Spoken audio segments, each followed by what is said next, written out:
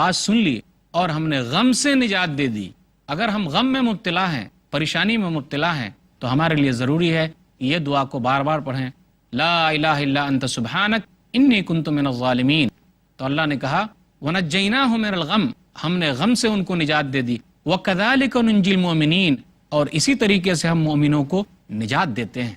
نبی صلی اللہ علیہ وسلم جب بھی زیادہ کوئی سخت معاملہ آتا تو یہ دعا پڑھتے، ہمیں بھی یہ دعا پڑھنی چاہیے۔ یا حی یا قیوم برحمتک استغیث، اے زندہ قائم رہنے والے اللہ، اے میرے رب، تیری رحمت کا میں وسیلہ دیتا ہوں اور تیرے رحمت کے وسیلے کے ذریعے تجھ سے فریاد کرتا ہوں۔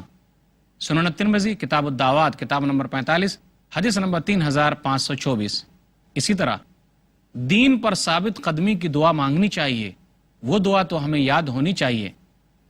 نبی صلی اللہ علیہ وسلم نے ارشاد فرمایا، سنن ترمذی کتاب الدعوات کتاب نمبر 45 حدیث نمبر 3522، ام سلمہ رضی اللہ تعالیٰ عنہ کہتی ہیں کہ میں نے نبی صلی اللہ علیہ وسلم سے کہا، ما لاکثر دعائک یا مقلب القلوب ثبت قلبی علی دینک، آپ اکثر یہ دعا پڑھتے ہیں، یا مقلب القلوب ثبت قلبی علی دینک، اے دلوں کے پھیرنے والے میرے دل کو دین پر ثابت قدم رکھ۔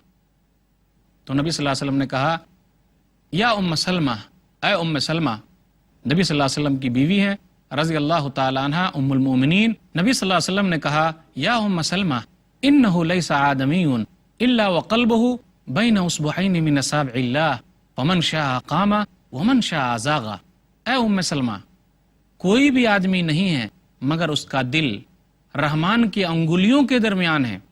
اللہ تعالیٰ جس کے دل کو چاہتا ہے سیدھا رکھتا ہے اور جس کے دل کو چاہتا ہے ٹیڑھا بنا دیتا ہے۔ اس حدیث میں جو راوی ہیں ایک معاذ، انہوں نے یہ دعا پڑھی، ربنا لا تزغ قلوبنا بعد اذ ہدیتنا وہب لنا من لدنک رحمہ انک انت الوہاب، سورہ ال عمران سورہ نمبر 3 آیت نمبر 8۔ اے ہمارے رب، ہدایت کے بعد ہمارے دلوں کو ٹیڑھا نہ کر، وہب لنا من لدنک رحمہ انک انت الوہاب، اور اپنی طرف سے رحمت اتار کیونکہ تو دینے والا ہے۔ تو ہمیں چاہیے کہ ہم دین پر ثابت قدمی کے لیے یہ دعا بار بار پڑھیں۔ دعا کو یاد کرنے کا مہینہ رمضان کا مہینہ ہے، اس لیے چاہیے کہ یہ دعا یاد کریں، یا مقلب القلوب ثبت قلبی علی دینک، اے دلوں کے پھیرنے والے میرے دل کو دین پر ثابت قدم رکھ۔ اسی طرح نیک اولاد کی دعا ہم بار بار کریں۔ ابراہیم علیہ الصلوۃ والسلام نے دعا کی ہے، رب ہب لی من الصالحین، سورہ صافات سورہ نمبر 37 آیت نمبر 100، اے میرے رب مجھے نیک اولاد عطا فرما۔ سورہ فرقان سورہ نمبر 25 آیت نمبر 74، ربنا ہب لنا من ازواجنا وذریاتنا قرۃ اعین واجعلنا للمتقین اماما۔ یہ دعا بھی نیک اولاد کے لیے، نیک بیوی کے لیے مانگیں، یہ دعا ہمیں یاد ہونی چاہیے۔ اسی طرح اپنے گناہوں سے معافی مانگنے کے لیے وہ دعا بھی بار بار پڑھیں جو آدم علیہ الصلوۃ والسلام اور حوا علیہ الصلوۃ والسلام نے پڑھی تھی۔ سورہ اعراف سورہ نمبر 7 آیت نمبر 23، ربنا ظلمنا انفسنا وان لم تغفر لنا وترحمنا لنکونن من الخاسرین، اے ہمارے رب، ہم نے اپنے نفس کے اوپر ظلم کیا ہے، اگر تو نہیں بخشے گا، معاف نہیں کرے گا، رحم نہیں کرے گا، تب تو ہم گھاٹا پانے والے میں سے ہو جائیں گے۔ ہمیں چاہیے کہ ہم چھوٹی چھوٹی دعائیں بار بار پڑھیں، اللہ سے مانگیں، اللہ تعالیٰ دعاؤں کو قبول کرنے والا ہے۔ اسی طرح نوکری کے سلسلے میں، روزی روٹی کے سلسلے میں اللہ سے مانگیں، یہ دعا کریں، اللہ تعالیٰ دعاؤں کو سنتا ہے۔ سورہ قصص سورہ نمبر 28 آیت نمبر 24، رب انی لما انزلت الی من خیر فقیر، اے میرے رب اگر تو نہیں اتارے گا تب تو میں فقیر اور محتاج ہو جاؤں گا۔ تو اللہ سے مانگیے، معمولی چیز بھی مانگیے، اگر جوتے کے تسمے ٹوٹ گئے اللہ سے مانگیے، گھر کے اندر نمک نہیں ہے اللہ سے مانگیے، معمولی چیز بھی اللہ سے مانگا جائے۔ اللہ تعالیٰ ہر چیز کا انتظام کرنے والا ہے، کیوں ایسا نہیں کرتے کہ ہم اللہ سے کیوں نہیں مانگتے؟ ہمیں چاہیے کہ رمضان کے مہینے میں یہ سب دعائیں بار بار پڑھیں، یہ چھوٹی چھوٹی دعائیں یاد رکھیں، نماز کی قائم کرنے کی دعا، اپنی اولاد کو نمازی بنانے کی دعا، اپنے لیے، ماں باپ کے لیے اور تمام مومنوں کے لیے دعا۔ کون سی دعا؟ وہ دعا ہے، یاد رکھیں، سورہ ابراہیم سورہ نمبر 14 آیت نمبر 40 اور آیت نمبر 41، رب اجعلنی مقیم الصلاۃ ومن ذریتی ربنا وتقبل دعاء ربنا اغفر لی ولوالدی وللمؤمنین یوم یقوم الحساب۔ اے میرے رب مجھے اور میری اولاد کو نمازی بنا اور ہماری دعاؤں کو سن لے، ہمیں بخش دے اور ہمارے والدین کو بخش دے اور تمام مومنوں کو حساب و کتاب کے دن بخش دے۔ چھوٹی چھوٹی دعاؤں کا اہتمام کیا جائے۔ دعا کے آداب کیا ہیں؟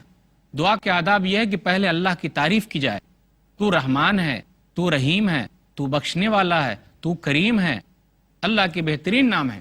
پھر اس کے بعد نبی صلی اللہ علیہ وسلم پر درود و سلام بھیجا جائے، اللہم صلی علی محمد وعلی آل محمد کما صلیت علی ابراہیم وعلی آل ابراہیم انک حمید مجید، اللہم بارک علی محمد وعلی آل محمد کما بارکت علی ابراہیم وعلی آل ابراہیم انک حمید مجید۔ دعا میں ایک اہم چیز تو یہ ہے کہ آدمی حرام نہ کھائے۔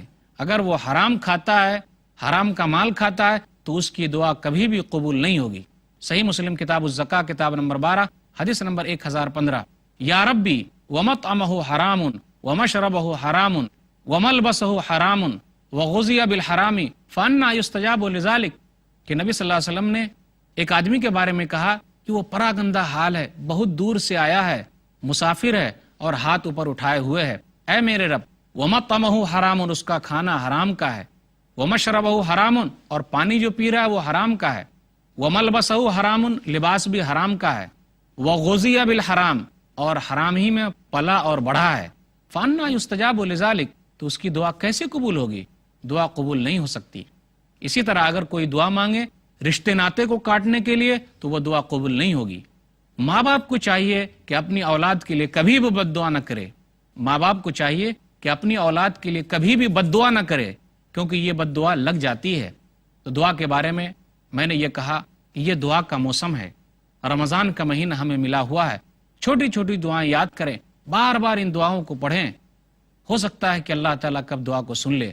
اگر یہ کھانا حلال کا جائے گا تو اللہ ضرور سنے گا، وہ سننے والا ہے، اور سننے کی بھی قسمیں ہیں، فوراً قبول کرے گا یا اس کے بدلے کوئی دوسری چیز دے گا یا اس کو جمع کر کے قیامت کے دن رکھے گا، تو گھبرانے کی کوئی بات نہیں ہے۔ اس لیے کہا جاتا ہے دعا مومن کا ہتھیار ہے۔